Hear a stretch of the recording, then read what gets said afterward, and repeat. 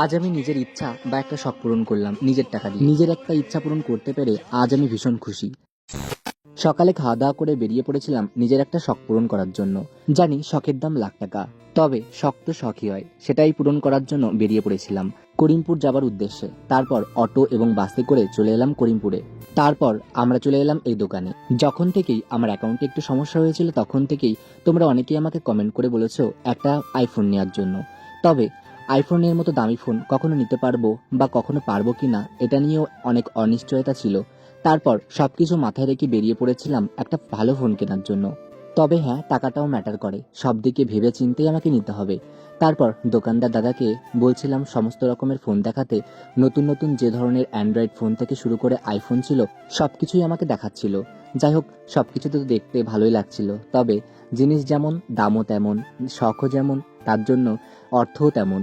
সবকিছু মাথায় রেখে আমাকে সবটা কিনতে হবে, সব ভেবে চিনতে। তারপর এক এক করে আমি সবকিছুই দেখছিলাম, আর দাদা আমাকে বলে বলে দিচ্ছিল কোন ফোনটা কেমন হবে, কোনটার ব্যাটারি ভালো, সবকিছুই বলছিল আমাকে। যাই হোক, আমার তো নজর পড়েছিল আইফোনের দিকে। তবে আইফোনের দাম শুনে তো একদম মাথায় হাত। জানো, আমি ভেবেছিলাম কখনো যদি সাধ্যে গোলায় তখন বেশি স্টোরেজের একটা নতুন আইফোন নেব। দাদাকে বলছিলাম পুরনো কোনো ফোন কিনলে কেমন হয়। তারপর দাদা আমাকে ভালো করে ডিটেলসে বলছিল যে সেকেন্ড হ্যান্ড ফোনও খুব ভালো হয়। দাদার কাছে অনেক কালেকশন ছিল সেকেন্ড হ্যান্ড ফোনের, সেগুলোও দেখছিলাম। কোনটা রেখে কোনটা দেখবো সবকিছুই মাথা গুলিয়ে যাচ্ছিল। তারপর দাদাকে বললাম ওই আইফোনটা দেখাও তো একটু। তারপর বলল এটা তো সেকেন্ড হ্যান্ড ফোন, তুমি দেখলে দেখতে পারো, আর দেখে শুনে নেবে। সেকেন্ড হ্যান্ড হলেও যদি তোমার পছন্দ হয় তাহলে তুমি নিতেই পারো, কোনো অসুবিধা হবে না। তারপর দাদা আমাকে বলল এই ফোনটা অল্প কয়েকদিন পুরনো ফোন এবং 100% ব্যাটারি হেলথ সবকিছুই আছে, তবে সিল কাট। যাই হোক, ফোনটা দেখার পর আমি সবকিছুই যাচাই করছিলাম যে কেমন কি দাম, তারপর ব্যাটারি হেলথ কেমন, কিভাবে চেক করতে হয়, সবকিছু বুঝে শুনে ফোনটা বেশ আমার পছন্দ হলো। তবে ফোনটার অনেক দাম।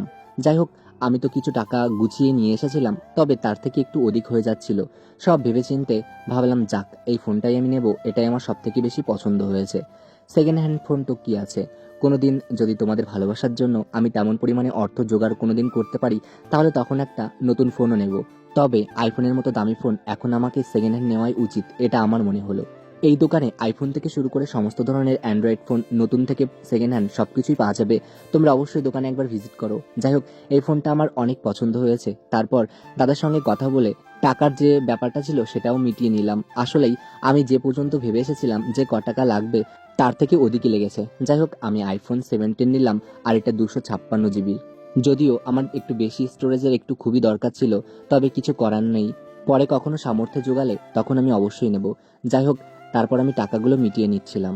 সত্যি আইফোনের মতো তো দামি ফোন কখনো কিনতে পারবো কোনোদিন ভাবতে পারিনি। এটা শুধুমাত্র সম্ভব হয়েছে তোমাদের ভালোবাসার জন্য। আজ তোমরা আমাদেরকে এত ভালোবাসা দিচ্ছ বলেই হয়তো আমার এই ইচ্ছাটা পূরণ হলো। সবাইকে অনেক অনেক ধন্যবাদ। এভাবে আমাদের দু ভাইকে ভালোবাসা দিয়েও, যাতে আমরা আরো অনেক ভালো কিছু করতে পারি। বাড়িতে এসেও আমি ভাইকে বলিনি যে ফোন কিনেছি। তারপর ভাইকে মুখ ঘোরাতে বললাম এবং বললাম দেখ আমি কি কিনে এনেছি। ভাই এবং আমার কাছে তো এটা একটা স্বপ্নের মতো, কারণ আইফোনের মতো দামি ফোন কখনো কিনতে পারবো বা ধরতে পারবো, এটাও কেমন একটা লাগতো। যখন শুনতাম কেউ আইফোন কিনেছে তখনই ভাবতাম বাবা তার কত টাকা বা কত কিছুই আছে।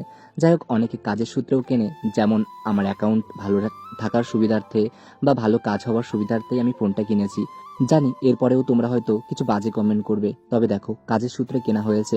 তোমরা অনেকেই আমাকে বলেছিলে কেনার কথা, তারপর থেকেই আমার মাথায় ভালোভাবে ঢুকেছে হ্যাঁ আমারও দামি হলেও ফোনটা আমার অবশ্যই কেনা উচিত।